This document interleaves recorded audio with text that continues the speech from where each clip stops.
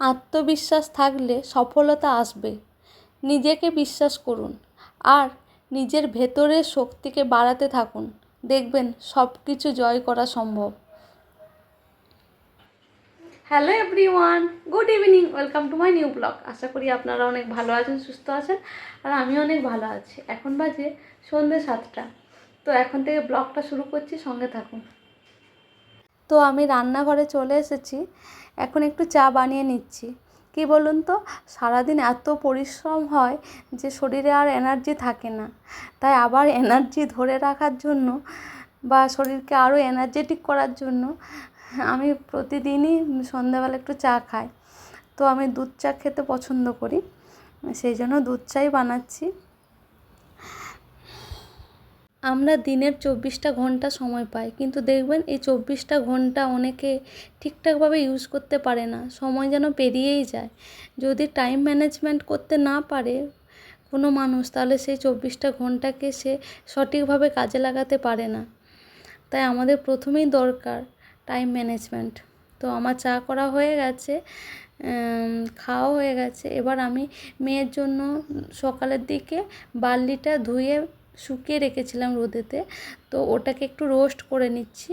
Roast করার পর এটা মিক্সিতে পেস্ট করে নিলাম। দেখুন বার্লি পাউডার রেডি হয়ে গেছে। বার্লিটা খাওয়ানো খুব ভালো বাচ্চাদের, খুব এনার্জেটিক।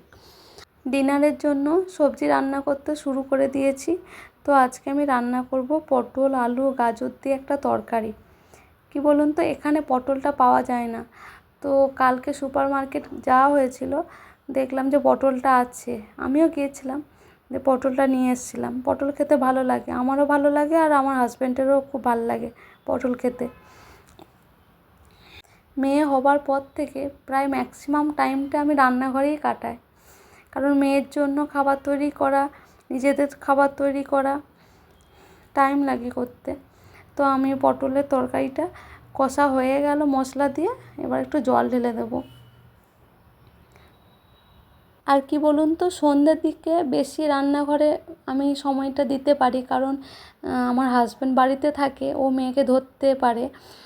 সেই জন্য আমি ম্যাক্সিমাম কাজ রান্নাঘরে আমি সন্ধ্যেবেলাতেই করি। তো আমাদের ডিনার কমপ্লিট হয়ে গেছে, আর মেয়েকেও খাওয়ানো হয়ে গেছে। দুধটা অনেকটা বেড়ে আছে, সেই জন্য একটু দই বসিয়ে দিচ্ছি, কারণ মেয়ে দই দিয়ে ভাত খেতে ভালোবাসে। প্যাকেটের দই কিনে নিয়ে আসি, কিন্তু এখন দেখছি দুধটা বেড়ে থাকছে, সেই জন্য দই বসিয়ে দিচ্ছি, কারণ বাড়ির দই খাওয়াটাই খুব উপকার। এখন আর গরুর দুধ পাচ্ছি না, সেই জন্য মোষের দুধই নিচ্ছি। তো অনেকটা শর্ট থাকছে, আর আমি মোষের দুধ একদম খেতে পারি না, গন্ধ লাগে। তো শর্টটা রেখে দিচ্ছি, ওটাতে ঘি করব। তো আমার দই বসানো হয়ে গেছে, এবার আটাটা মেখে রাখছি, কারণ কালকে ব্রেকফাস্টে আমি রুটি করব। রুটি আর সবজি দিয়ে আমার হাজব্যান্ড খেয়ে যাবে, সেই জন্য আটাটা আজকে মেখে রাখছি। কারণ সকালে আটা মেখে রুটি করতে অনেকটা টাইম লাগে, আবার মেয়ে উঠে গেলে তো আর করতে পারি না, সেই জন্য আটাটা মেখে রেখে দিচ্ছি, ফ্রিজে রেখে দেবো। ভালো থাকবে, 2-3 দিন তো ভালো থাকেই। এইরকম কিছু কিছু কাজ আগের দিন করে রাখলে পরের দিন আমাদের খুব ইজি হয় কাজটা করতে। মেয়ে এখন খুব টিভি দেখছে ওর বাবার সাথে, মাঝে মধ্যে আসছে রান্নাঘরে আমাকে দেখতে, আবার চলেও যাচ্ছে। তো আমি এখন ওভেনটা পরিষ্কার করে নিচ্ছি। বাসন টাসন ধোয়া হয়ে গেছে, ওভেনটা পরিষ্কার করে নিলে মোটামুটি কাজ আমার কমপ্লিট হয়ে যাবে। অনেকে ভাবেন যে কাল পরিষ্কার করব, কিন্তু আমার মনে হয় কাল বলে কিছু নেই, আজই করতে হবে। যেটা সময়ের কাজ সময় করাই ভালো, না হলে সেটা করতে আরও বেশি টাইম লাগবে।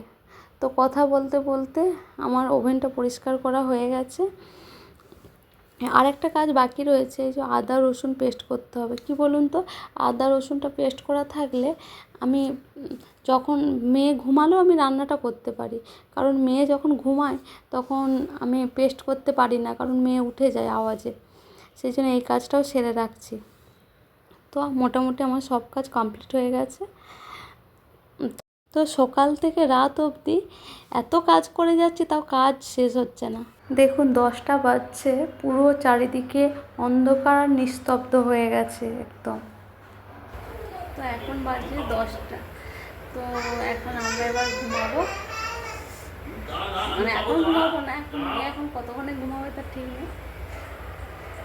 ওকে, আজ এই অবধি, দেখা হচ্ছে পরের ভিডিওতে। যদি ভিডিওটা ভালো লেগে থাকে প্লিজ লাইক শেয়ার আর সাবস্ক্রাইব করবেন।